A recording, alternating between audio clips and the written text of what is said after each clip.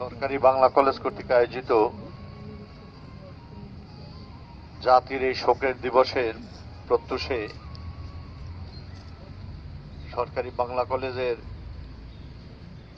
মাসব্যাপী অনুষ্ঠানের অংশ হিসাবে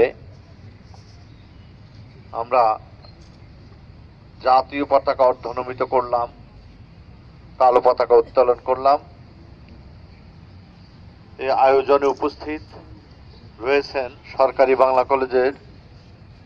সম্মানিত উপাধ্যক্ষ প্রফেসর ইসমাত আরা বেগম,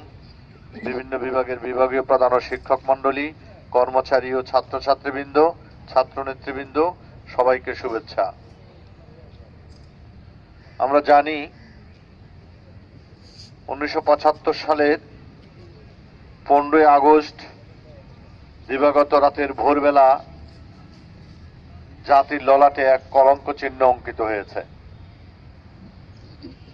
যার নেতৃত্বে বাঙালি জাতি তিল তিল করে সংগঠিত হয়ে সে 52 থেকে 66 হয়ে 69, 70 আন্দোলন করে 71-এ একটা সশস্ত্র মুক্তিযুদ্ধের মাধ্যমে বাংলাদেশকে স্বাধীন করেছিল। তারই সফল নেতৃত্বে যুদ্ধ বিধ্বস্ত বাংলাদেশ যখন গড়া শুরু হলো,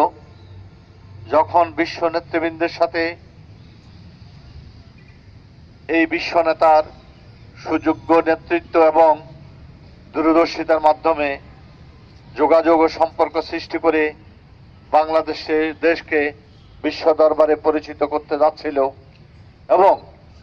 একটা সুন্দর পরিকল্পনার মাধ্যমে বাংলাদেশকে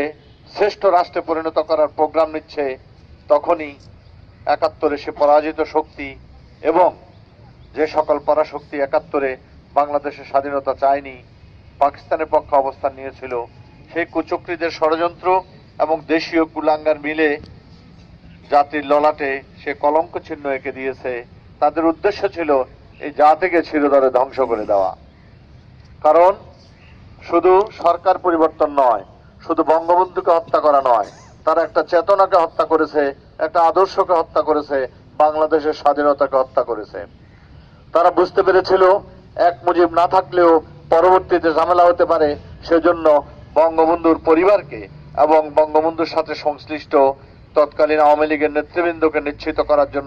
নিচ্ছিন্ন করার জন্য তারা পরিকল্পনা নিয়ে সেভাবে হত্যা করেছে। আমাদের ভাগ্য আল্লাহ পাকের বিশেষ পরিকল্পনায় বঙ্গবন্ধুর দুই কন্যা, আজকের প্রধানমন্ত্রী জননেত্রী শেখ হাসিনা এবং শেখ রেহানা বিদেশে থাকার কারণে বেঁচে যান এবং তাদের হাত দিয়েই আবার বাঙালি তার হারানো ঐতিহ্য ফিরে পাওয়া শুরু করে এবং আজকে বাংলাদেশ বিশ্ব দরবারে একটা উন্নয়নশীল রাষ্ট্র হিসেবে প্রতিষ্ঠিত এবং আশেপাশের অনেক বড় বড় রাষ্ট্র আমাদের অর্থনৈতিক উন্নয়ন, সার্বিক উন্নয়ন দেখে আছে ঈর্ষান্বিত। তাই আমরা বলি, আসুন আমরা 15ই আগস্টের শোককে শক্তিতে পরিণত করে ওই ষড়যন্ত্রকারীদের ষড়যন্ত্রকে নস্যাৎ করে দিয়ে বাংলাদেশকে আমরা ভালোবাসি, আন্তরিকভাবে আমাদের দেশত্ববোধ এবং কর্মচেতনা দিয়ে দেশকে গড়ে দেশটাকে আমরা একটা উচ্চ পর্যায়ে নিয়ে যাই। আমরা প্রত্যেকে যদি